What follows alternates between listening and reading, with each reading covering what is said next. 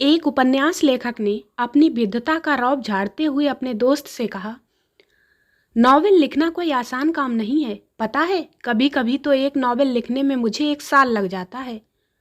दोस्त ने बेफिक्री से हंसते हुए कहा, तुम बेकार में इतनी मेहनत करते हो यार। पता है, 15 रुपए में तो लिखा लिखाया नॉवेल मिल जाता है। टिक्कू जी, ओहो झुमको जी, मुझे आपसे मिलकर बड़ी खुशी हुई। झुमको जी, मुझे तो नहीं हुई। टिक्कू जी, भाई थोड़ी देर के लिए आप मेरी तरह ही झूठ बोल देते तो आपका क्या बिगड़ जाता।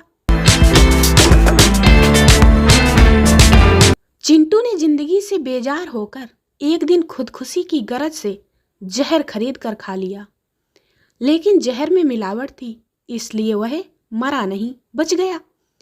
इस खुशी में उसकी पत्नी ने डिनर पार्टी दे दी, मगर हाय, पार्टी में जिसने खाना खाया फूड पॉइजनिंग के कारण मर गया। मृतकों में स्वयं चिंटू भी था। पन्नू जी का एक साथी चल बसा। वे उठावने की खबर छपवाने अखबार के दफ्तर जा पहुंचे। पूछा, इस सामग्री को छापने का रेट क्या है? जवाब मिला, 5 रुपए प्रति इंच। यह सुनकर पन्नू जी अचंभे में गिरते गिरते बचे।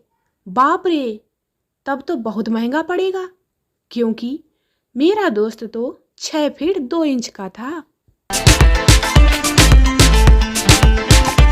मैडम रोहिणी आईने के सामने नेल पॉलिश लगा रही थी। अचानक बाहर दरवाजा बजा। महोदया, खेद है कि आपके पति रोड रोलर के नीचे आकर स्वर्ग सिधार गए हैं। कृपया द्वार खोलिए, हम उनकी नश्वर देह लाए हैं। मैडम ने चिल्लाकर कहा, देखो, मैं अभी जरूरी काम कर रही हूँ, तुम उस देह को दरवाजे के नीचे से खिसका दो।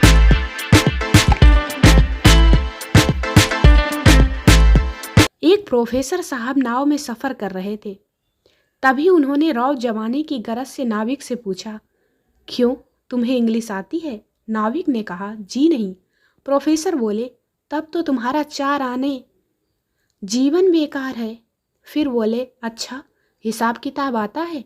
वह बोला, नहीं आता जी। प्रोफेसर बोले, फिर तो 8 आने जीवन बेकार है। इतने में तूफान के थपेड़े नाव को झकझोरने लगे। नाविक ने पूछा, आपको तैरना आता है? वो बोले, नहीं।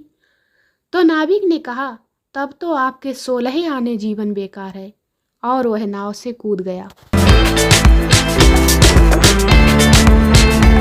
रेगिस्तान में एक बार बहुत तेज रेत का तूफान आया। तेज रफ्तार रेतीली हवाएं चल रही थीं। एक ऊंट सवार चला जा रहा था कि अचानक उसे रेत पर एक हैट नजर आया। उसने ऊंट से उतरकर वह हैट हटाया तो उसके नीचे आदमी का सिर नजर आया। उसने आसपास की रेत हटाई तो मुंह और कान भी नजर आने लगे। और तभी उस हैट वाले आदमी ने कहा, भाई, हाथ से काम नहीं चलेगा, फावड़ा लेकर आओ, बहुत सारी रेत हटानी पड़ेगी, क्योंकि मैं ऊंट पर बैठा हुआ हूं। जब कन्या अपने पिता के घर होती है, रानी बन के रहती है।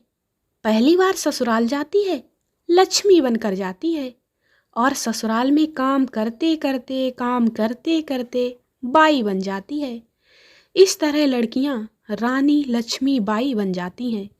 और फिर वो पति को अंग्रेज समझकर बिना तलवार के ही इतना परेशान करती हैं कि बेचारा वो पति अंग्रेज ना होकर भी अंग्रेजी लेना शुरू कर ही देता है।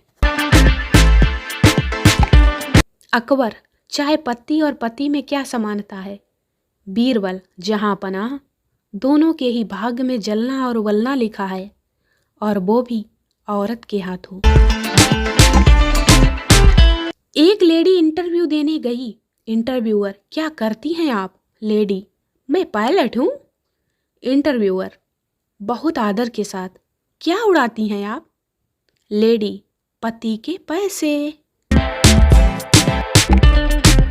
पति विस्की का एक गिलास बनाता है और अपनी पत्नी से कहता है, लो पियो। पत्नी विस्की चखती है, फिर कहती है, छी छी छी छी, कितनी कड़वी है। पति बोला, और तू सोचती है कि मैं रोज अयासी करता हूँ, जहर के घूंट पीता हूँ, जहर के। कंडक्टर, टिकट ले लो जल्दी। लड़का, एक मेरी मम्मी की और आधी टिकट मेरी बना दो। कंडक्टर, तेरी तो मूछें आ रही हैं, पूरा टिकट लगेगा।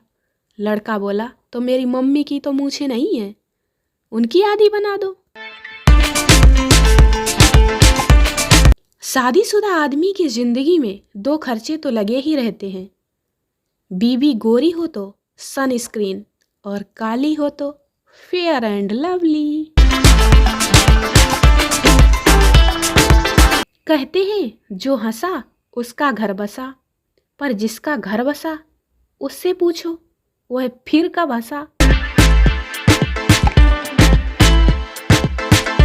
बीवी को समझाना मतलब 32 GB का वीडियो डाउनलोड करना और 31 GB डाउनलोड होने के बाद एरर दिखाना।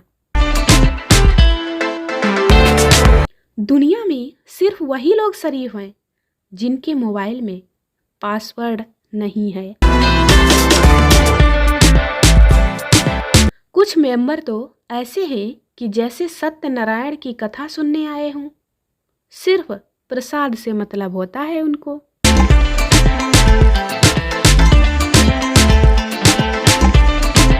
दो बच्चे रात को एक दुकान से संतरों की टोकरी चुरा कर लाए और सोचा कि इनका बंटवारा कर लेते हैं।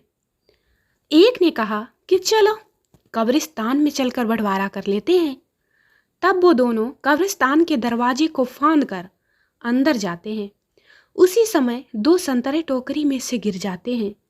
वो उन्हें अनदेखा कर आगे बढ़कर एक कब्र के पास बैठकर संतरों का बंटवारा करते हैं। एक तेरा, एक मेरा, एक तेरा, एक मेरा, एक तेरा, एक मेरा। उसी समय एक शराबी वहां से गुजरता है।